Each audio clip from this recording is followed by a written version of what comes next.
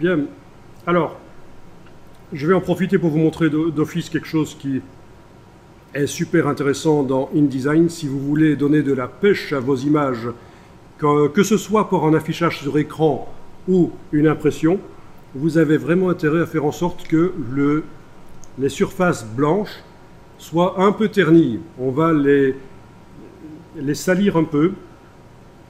Parce que par exemple, j'ai du blanc dans les images. Là, il doit rester, ce blanc qui est dans les images, il doit rester, ça doit être le blanc du papier quand j'imprime qui est visible à cet endroit-là. Par contre, là, j'aimerais que ce soit un peu terni, et c'est ce qu'on va faire maintenant. Et là aussi, on va utiliser les calques. Alors, dans la palette des calques, on va peut-être renommer les choses. Vous pouvez double-cliquer sur le calque 2, on va appeler ça titre de Illustrator. Titre au pluriel, parce que ce calque est transversal à tout le document. Il n'est pas que pour cette page-là, ce calque. Sur d'autres pages, on pourrait mettre d'autres éléments des titres de Illustrator sur ce calque-là. Là, je vais appeler ça image, même s'il y a un peu de texte, mais il est un peu assimilé à des images quand même. C'est assez décoratif, quoi. Et alors, je vais créer un autre calque, là. Alors, si vous voulez, vous pouvez enfoncer la touche Alt quand vous cliquez sur le bloc de feuilles. Comme ça, vous avez la boîte qui apparaît directement, avec la touche Alt. Et celui-là, je vais l'appeler fond gris.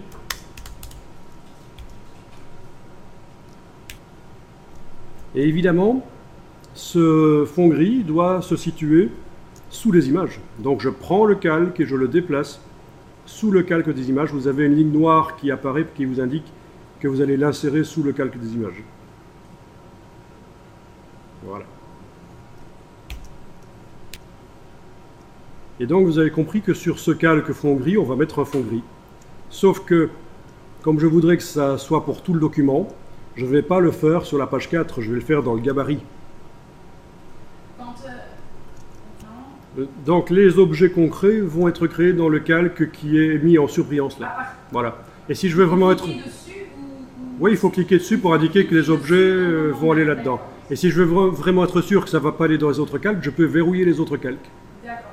Voilà. Alors, on va aller dans le gabarit. On double-clique sur gabarit A.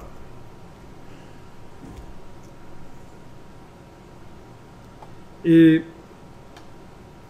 on va créer un bloc sur toute la zone de la page, même au-delà, il n'y a pas de problème. On peut prendre l'outil rectangle et tracer en dehors de la page ici, et puis aller jusqu'en bas, là-bas, à droite. Voilà.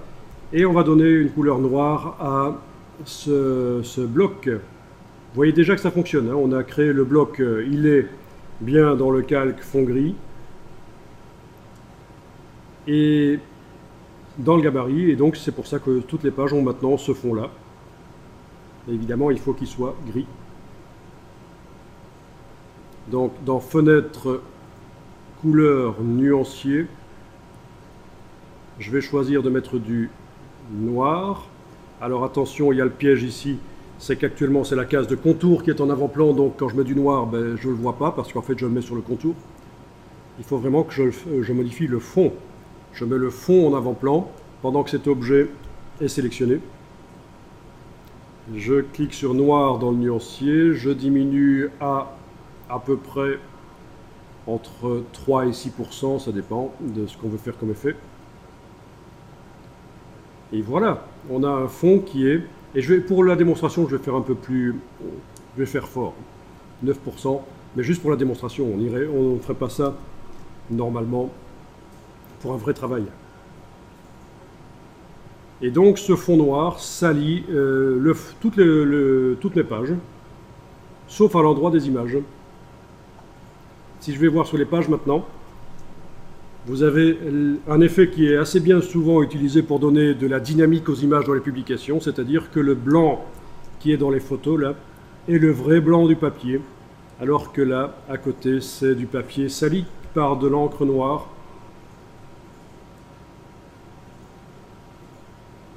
Ok.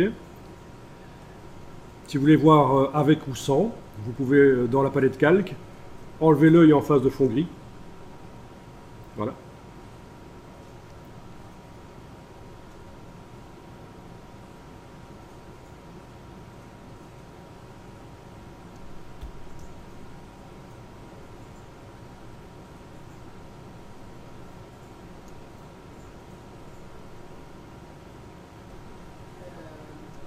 Donc, si tu n'as plus rien sur tes pages, c'est peut-être parce que le calque fond gris n'est pas au fond. Est-ce qu'il est bien dans la palette de calque tout en dessous? Oui.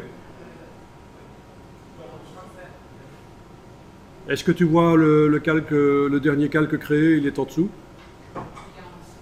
D'accord. Maintenant, peut-être que l'objet dans le gabarit, l'objet, quand tu le sélectionnes dans le gabarit, le fond là, le fond gris, quand tu le sélectionnes avec la flèche noire, est-ce que le petit carré qui s'allume est bien sur fond gris? Est-ce qu'il ne serait pas plutôt sur image? Quand tu sélectionnes donc dans le gabarit, tu double-cliques sur gabarit A, avec la flèche noire, tu sélectionnes le fond que tu as créé. Tu le vois? Voilà. Ah non. Ah voilà, il est sur quoi? Sur le calque image? Titre Illustrator. Donc tu as quelque chose qui ressemble à peu près à ceci en fait, voilà. Et même le cadre est rouge alors, sans doute. Voilà, Bon, ben, il suffit de transférer l'objet sur le bon calque. Et pour transférer un objet, c'est l'occasion de le voir, il suffit de sélectionner et prendre le petit carré qui est là sur le calque et le déplacer vers un calque. Cliquer, glisser, et voilà. Ah oui, voilà. Ça y est. Et donc là, tu as les images qui sont forcément au-dessus, puisqu'elles sont sur un calque qui est au-dessus du calque fond gris.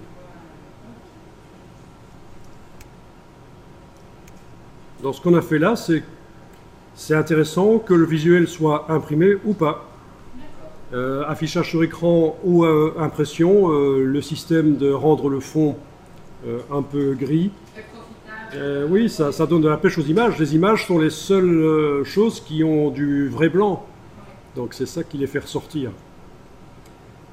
Alors on peut aussi charger une image à la place du fond gris, charger dans le rectangle une texture de papier recyclé par exemple. Si on veut donner une impression, vous voyez, un papier un peu moucheté avec de la couleur, donner l'impression que c'est imprimé sur du papier recyclé, donner un côté sympa, écolo, tout en sachant que l'impression sur vrai papier recyclé coûte plus cher que l'impression sur du nouveau papier en fait. Hein. Ça, c'est contrairement à ce qu'on pourrait croire. Et vous ne pourrez pas mettre, évidemment, la petite étiquette imprimée sur papier recyclé. Ce serait pas sympa.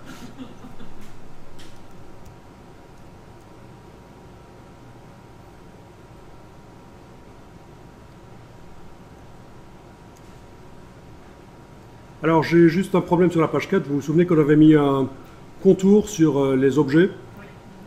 Bon, ben, le contour, il est blanc. Donc, il faudrait qu'il ait la même couleur que le fond, pour bien faire. Alors, je vais retourner dans mon gabarit d'abord pour voir un peu, tiens, ce rectangle que j'ai mis dans le gabarit, quelle est sa couleur réelle? Donc, menu fenêtre, couleur, nuancier, le nuancier est là. C'est du noir à 9%. Alors ce que je peux faire, c'est créer une nouvelle teinte. Une teinte, c'est une variante d'une couleur. Menu de la palette nuancier, nouvelle teinte. OK. Et vous voyez qu'on a une teinte de noir à 9% ici. Le principe, c'est que si je modifie l'original, ça va se répercuter sur la teinte. Elle va rester à la même intensité, mais la couleur peut changer. Donc on peut éventuellement... oui, on peut faire comme ça. Oui, j'aurais pu aussi noter dans ma tête que c'est du 9% noir. Hein, mais vous voyez le principe ici, c'est une variante de la couleur en fait. Hein, le noir à 9% dans mon cas. OK.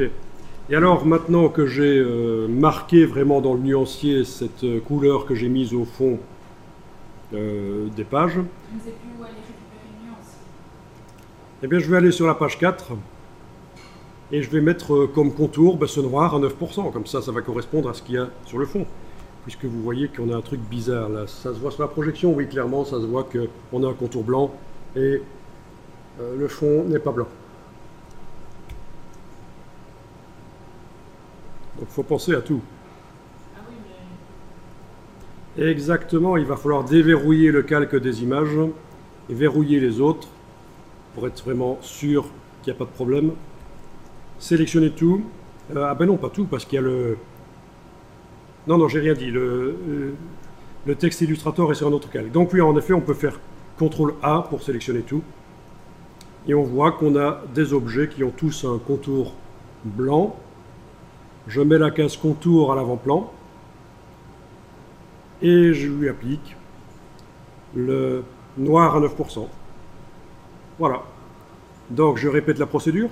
Verrouiller tous les calques sauf le calque image. Faire un CTRL A pour sélectionner tout ce qu'il y a sur cette page. Je constate que la case d'arrière-plan est du blanc. Je la mets en avant en cliquant sur elle pour dire que je vais la modifier. Et je lui applique la teinte noire 9% qui est la même que celle que j'ai mise sur le fond. Et c'est nickel, j'ai résolu le problème de tout à l'heure. On ne voit plus donc le... Voilà. On ne voit plus la transition entre le contour qui est à l'intérieur des blocs images et le fond.